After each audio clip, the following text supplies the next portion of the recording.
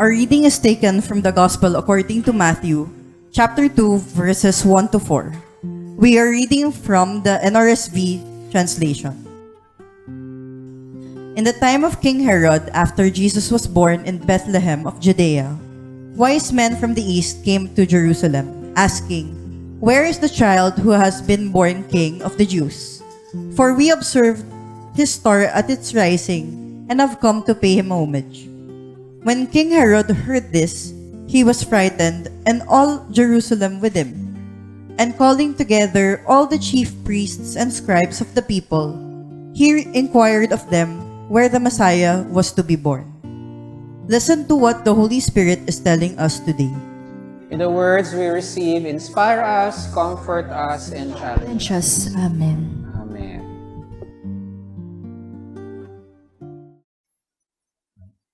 So for today's preaching, I decided to focus and use the Epiphany story. The story of the Magi in the Gospel of Matthew. The Magi from the east journeying to pay homage to the promised King of the Jews. Hindi sinabi kung saan sila specifically galing, basta ang clue lang, sila ay Magi from the east. Wala ding sinabing tatlo. Wala rin sinabing mga pangalan. Pero ano daw yung pangalan ng tatlong hari? Melchor, Baltasar, at Gaspar. Yan. So yung mga mythology na wala sa Bible, alam nyo. Pero yung mga nasa Bible, pag nagba-Bible henyo tayo, hindi nyo alam. Diba?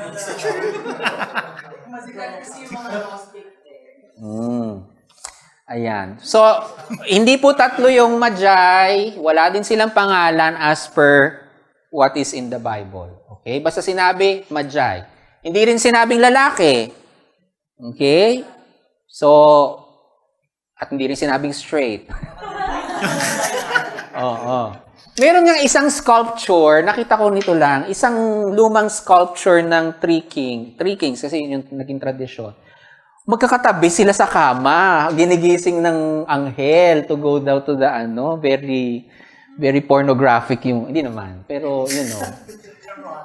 may pagka-erotic, homoerotic yung So, the speculation is, again, di sinabi sa Bible, pero yung speculation based on the historical situation of the time. The Magi the term Magi is from Persia or Babylon. And then some historians biblical scholar speculated baka dun sila galing sa ancient city of Ctesiphon. Ewan ko tama yung pronunciation ko. Ctesiphon. It's near the old city of Babylon, sa modern day Iraq. Okay?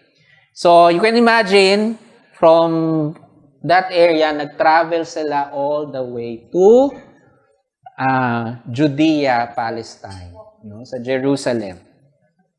Pero meron din niyang literary idea that it's connected to when Abraham, who is from Babylon, traveled to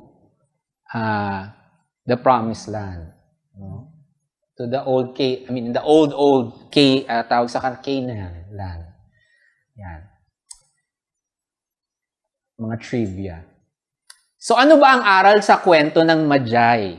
Yun talaga yung importante. We all have this historical information, etc. God revealed God's self to the Magi nung nakita nila si Jesus. Pero ano ba talaga ang lesson niyan right now, 2,000 years, for us, at for us na mga LGBTQIA? The journey from January to December, January ngayon, is like the journey of the Magi. We begin the year and journey all the way to Christmas in December of 2024. Like the Magi, we begin the journey today to look for Jesus Christ. somewhere out there. Yun naman ang, in the metaphors of the gospel writings and in some theological discourse, the Christian life is to search for Jesus Christ. So, one of the lessons of the story of the Magi is that throughout the year, we are on a journey looking for the Christ child. And part of the journey is that we will journey with our gifts. Kasi yung Magi, may dala silang gifts nung nag-journey sila eh. And before journeying, they prepare for the journey. You know, naghahanda sila, nag-prepare sila ng lahat ng kailangan nila para sa journey.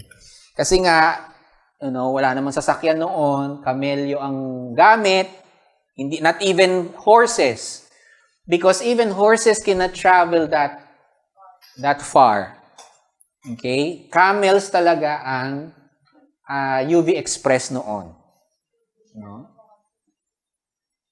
Bakit? Kasi ang kamelyo can store water in their bodies for long periods of time.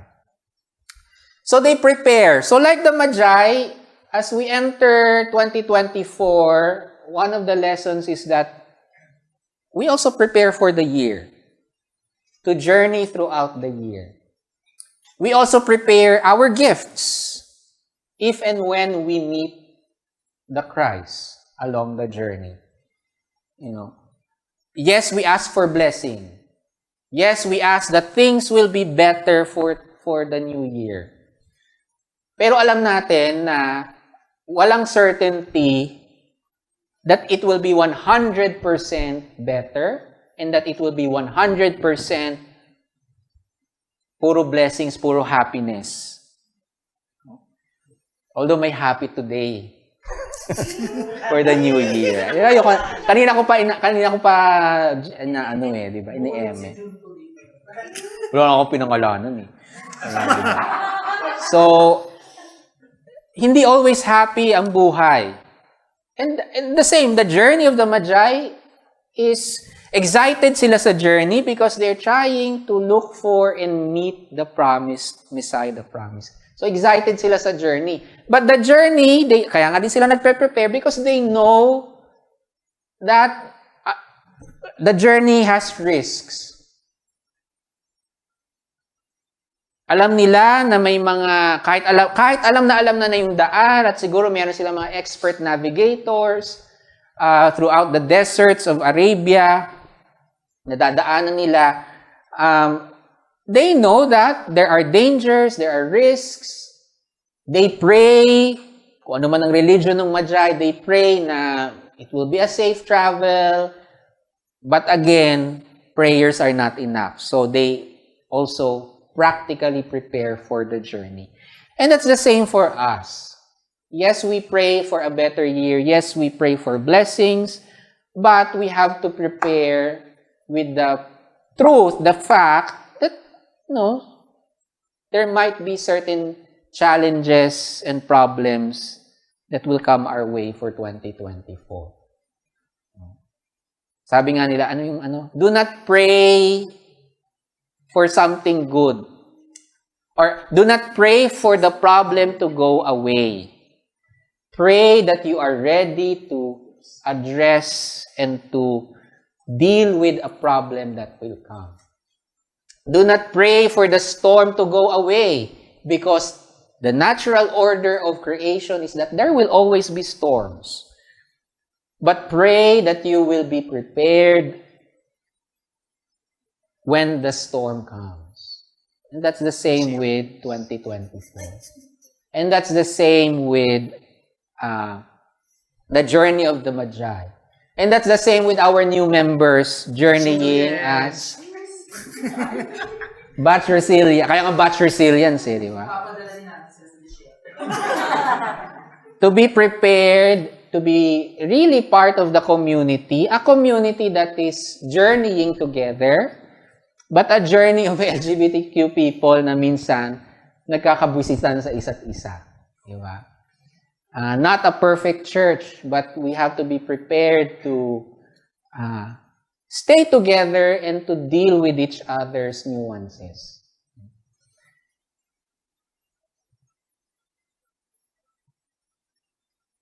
Ang 2024 ay isang paglalakbay na exciting at maraming magaganda at bagong karanasan. It is a journey of finding the promised Christ even when according to the law, according to the Jewish law, the covenant, we are not worthy and acceptable because we are pagans. And not only pagans, yung Magi, the Magi are pagans. They were not Jewish. They were astrologers, magicians, readers of the signs of heavenly bodies, which according to the Jewish law is forbidden. Such practices in Deuteronomy and Leviticus are called an abomination and detestable before God. It even merits a death penalty. For those, ano yung sabi sa hindi ko exact for those who conjure up the spirits of the dead and who read the signs of the heavens, you shall stone them to death. Yun ang nasa Old Testament, no? But in the story of Jesus, in the Gospel of Matthew, it was the Magi. It was these astrologers that merited death penalty by the Jewish law, where God revealed the Messiah. The ones who were able to see the Christ child.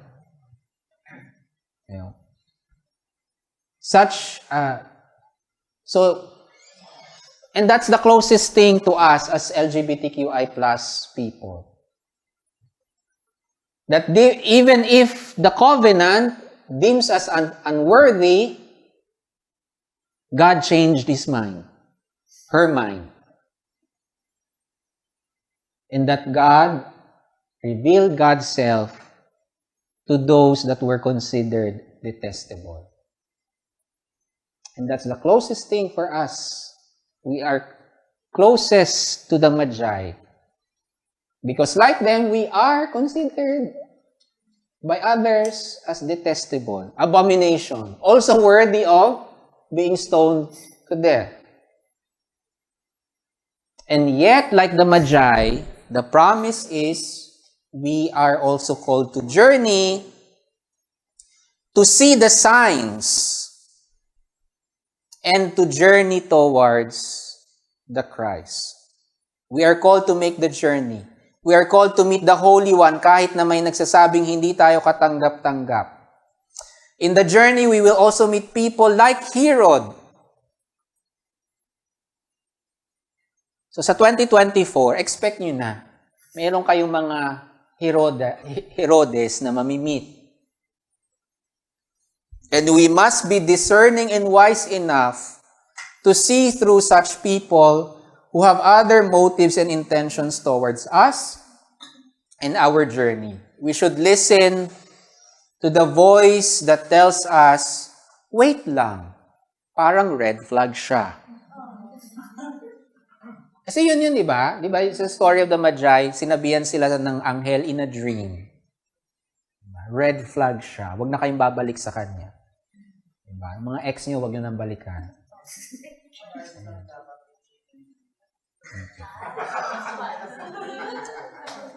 So yan ang several lessons natin for the story of the Magi.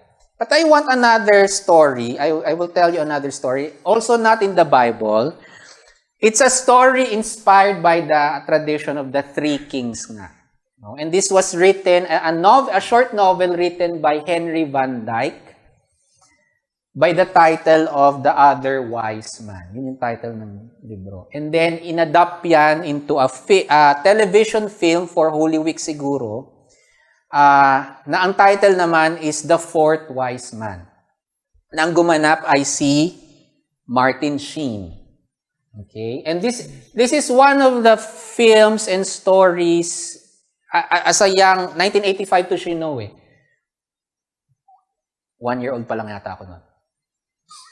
Pero when I saw this, kasi Holy Week to, sa Pilipinas, Shino din siya, tuwing Holy Week, no, dati. So, Shino siya, I don't know ilang, pero I have always remembered this story and this particular film. The story of the fourth wise man. Meron bang familiar? Wala, okay. So, ikwento ko. No? And you can search this film. Naantig ang puso ko sa film na to as a young person. The story goes that the fourth Magi, so sino nga ulit yung tatlo in the extra biblical tradition? Si Melchor, Gaspar, at Balthazar. Yung fourth daw, according dun sa storyng binuungan ni Henry Van Dyke, is si Artaban. Yun yung name niya, no? And this fourth Magi named Artaban got left behind. Kasama siya nung tatlo.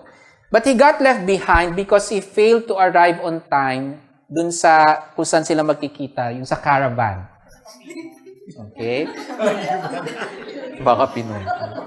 Na-delay siya kasi may tinulungan siyang naghihingalong tao. Okay? There was a dying person that he helped. No? One thing about the Magi also, some Magis were considered as healers and physicians. So someone was dying at tinulungan niya.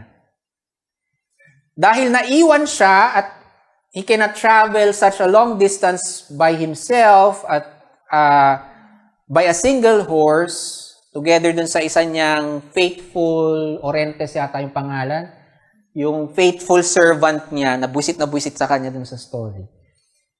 He had to sell one of his gifts. So, meron siyang gifts din. No? At yung gift niya, precious stones. Sapphire, pearl, and ruby. No? So, to be able to travel, binenta niya yung sapphire, I think, kung tama pag-aalala ko sa kwento, so that he can buy the provisions that he needs to travel by himself going to Judea, Palestine. Pero nung finally dumating siya sa Bethlehem, nakaalis na yung Holy Family, hindi niya na rin inabutan yung mga kaibigan niya. Papapunta na ng Egypt sina Mary, Joseph, at si Jesus. Kasi bakit? Papatayin ni Herod, di ba? The massacre of the Holy Innocents. So dumating siya doon, nung minamassacre ni Herod ang mga bata 2 years and under. At meron siyang, sa kaguluhan na yon, so hindi niya inabutan, although nakarating sa kanya na nakaalis na sila, meron siyang isang nanay at bata na tinulungan na hindi mapatay by giving one of the treasures, the ruby. Okay? And then he tried to follow the Holy Family to Egypt. So nag-travel siya going to Egypt. At hinanap-hanap niya sa Egypt yung Holy Family. Hindi niya mahanap hanggang sa, I think, nabalitaan niya rin, nakabalik na ng somewhere, so sinundan niya pa din.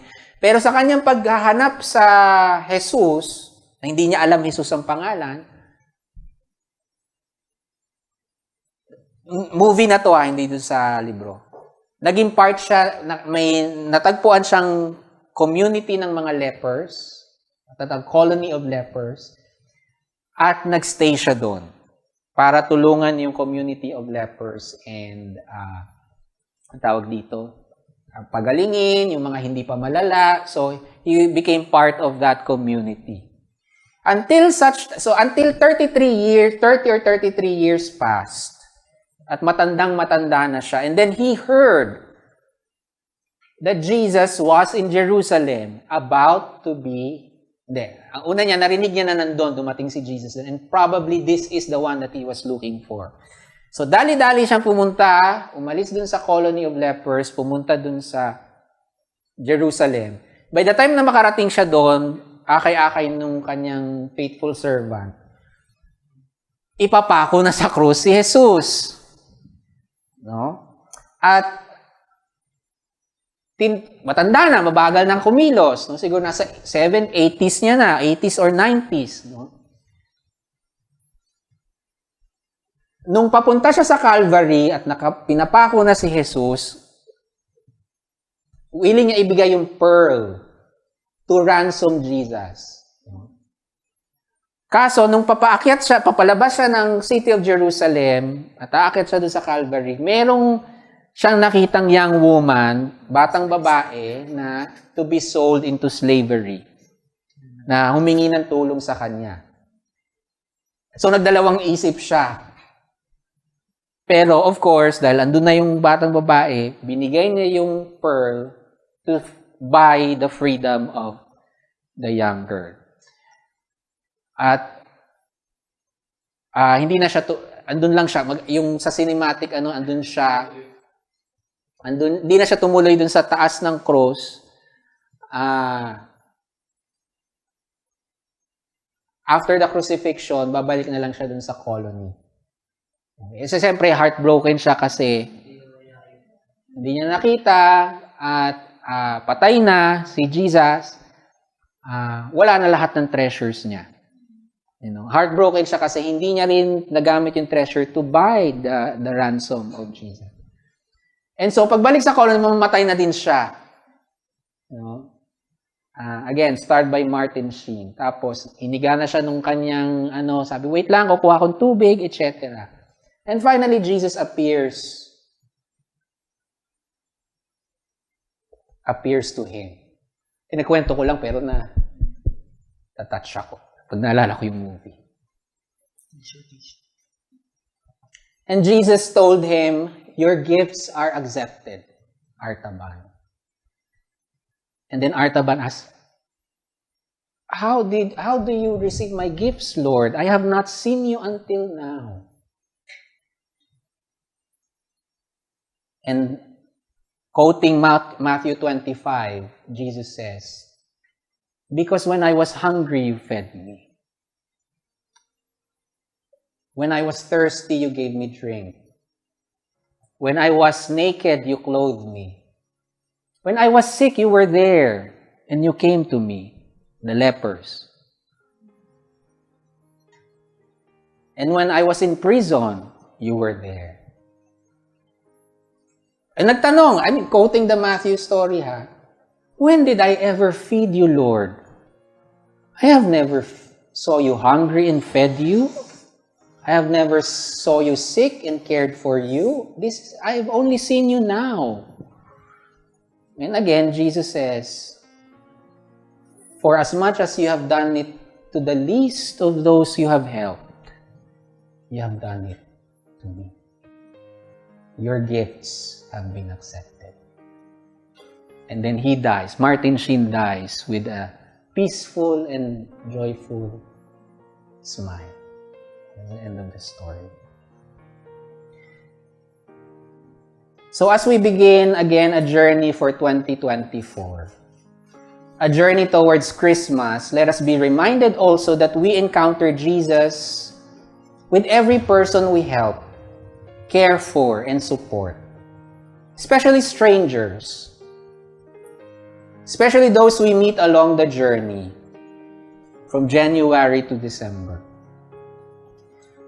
The gifts and the preparations we have made must be shared and not kept hidden. But unlike the fourth Magi, we do not have to journey alone. We do not have to do it by ourselves.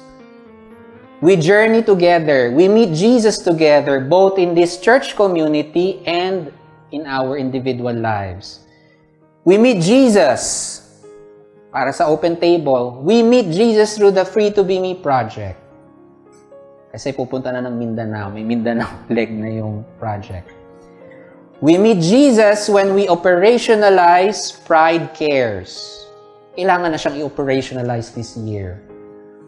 We meet Jesus when every single week, like today, a new queer child comes to worship, wounded and confused because the other churches told them that they were or are an abomination.